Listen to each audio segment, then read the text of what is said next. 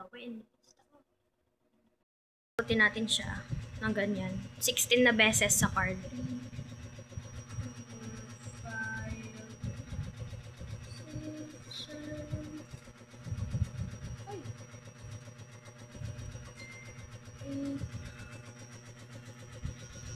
After na 16, gupitin niyo na siya.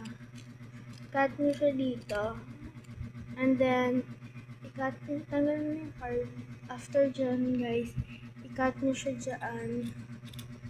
And next,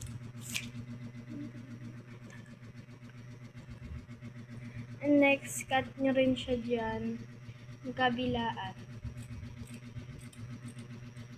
Ay. So, after nun, guys, ganito yung size. Yan. Okay. So, ito yung mga gagawin pala natin. So, ito yung glue stick. And then, ito, lalagyan natin siya. Lalagyan natin yun dyan. Tapos, ito naman.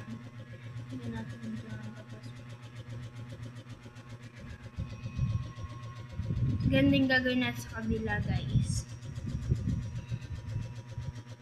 After niyan, guys, dun sa ganito, lahat to, ganyan lang yung gagawin nyo.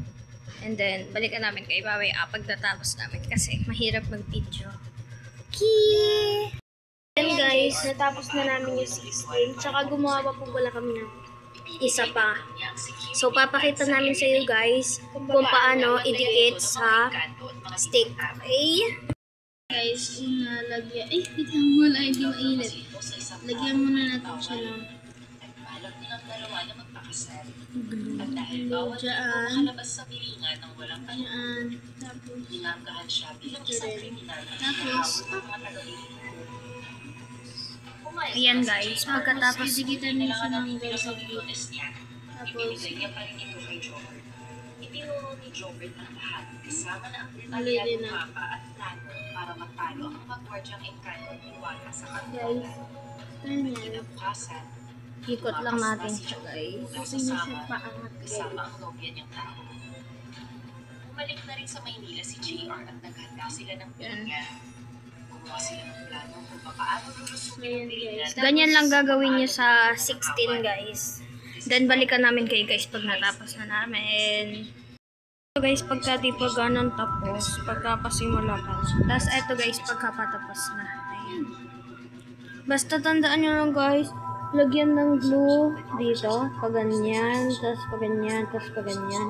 And then, after nyo lagyan ng glue, is, idikit nyo lang siya dito. Ayan, idikit nyo lang siya dito.